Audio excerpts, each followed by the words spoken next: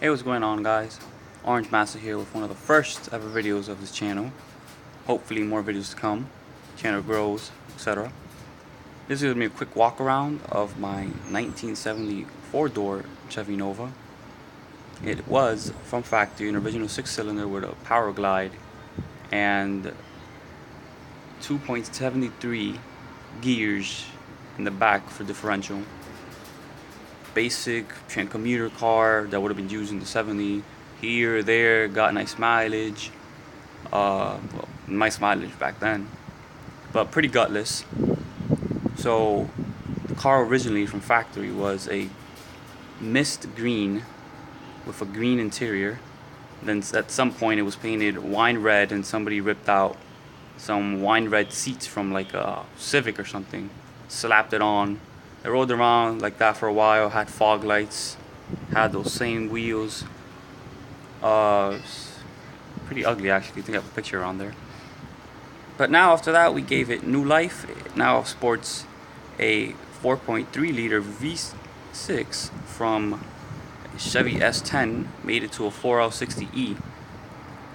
And everybody's gonna ask, why not LS swap it, this, that. Well, this is the Dominican Republic, where the car is being currently built, and I will export it back to United States because this is a production model United States car. When I feel that it's in current drivable condition, because right now, even though it runs, stops, whatever, it's pretty crappy. It's rolling on 46-year-old suspension. The bushings are all shot. Typical stuff you would find performance-wise on an older car. Now let's see. The swap was done out of a third-party company, and honestly, the swap, even though it runs, it looks pretty bad. It's no professionalism. You see right there, they welded on another plate for the motor mounts, and I would understand this because how you have to position the engine closer to the firewall, and then they probably didn't even know where to get their correct mounts and all that stuff. But it has electric fans, AC, has a mechanical fan for some reason, or a clutch driven fan, but works. The battery has been shifted over from the original sides over there to over here for clearance for over there. We have PCM, or PCM? Yeah, PCM, ECU, however you want to say it.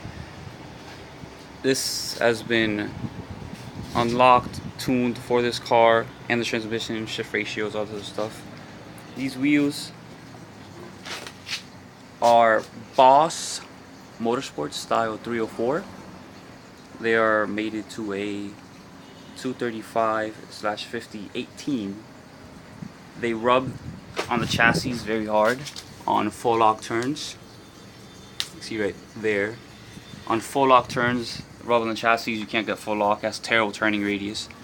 I'm taking these wheels out later. Probably putting some import style TE37s or something of the sort.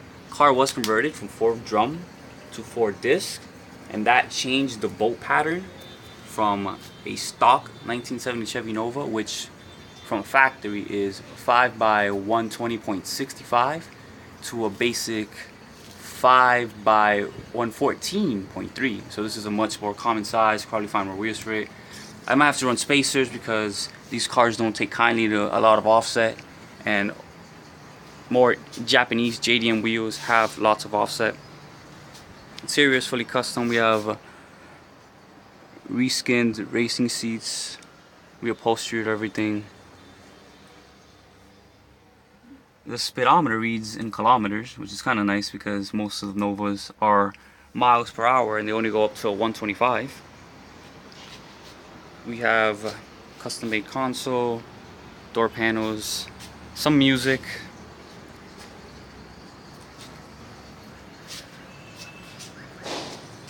Nice orange paint. Lines up perfectly, up in lines. This needs to be adjusted. The height is a bit off. Car's a lot of custom touches, but it's been in disrepair basically. I haven't seen the car in 3 years. I'm just recently started working on it again after being away for a while. See right here, these are actually truck lights. Those are LEDs.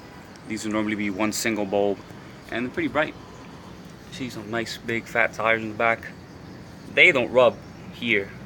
You see we have just enough clearance for it not to rub. But we just are shit anyways, don't like them. See right there, it's a single piston for all of them. Here's the old setup, the spindles, lines, drums, etc.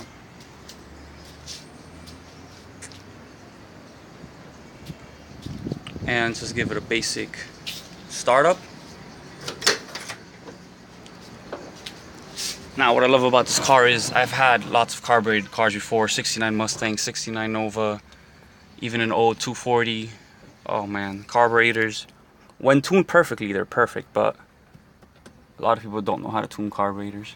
See right there has a one big crack that's gonna be a pain in the ass, because the difference between a 2-door and a 4-door is that a 4-door is an inch difference. So a glass from a 2-door, which is mass produced and reproduced aftermarket, will not fit a 4-door because it will be, I think it's too short. So you need to find a good parts car and rip it out. And I don't like ripping out parts cars, because unless it's completely rotted down to the bone, it could always be saved. So here's the basic start.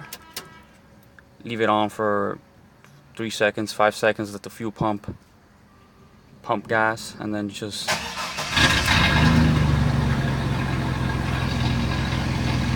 first start every time.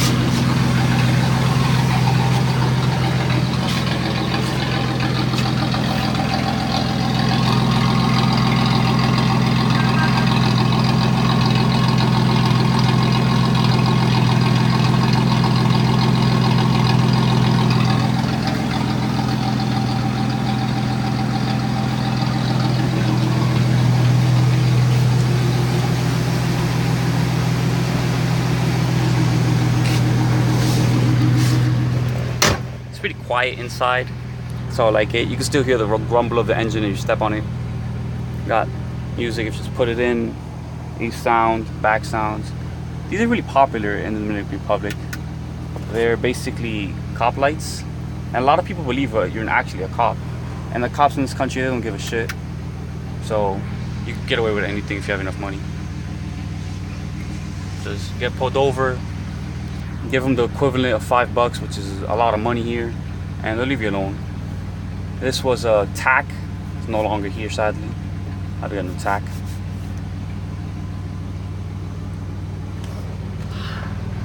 The power booster is failing, so I need to fix that.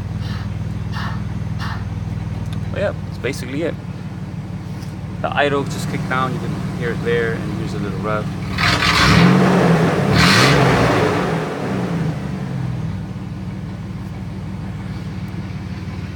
Probably a shit video, but get better with time.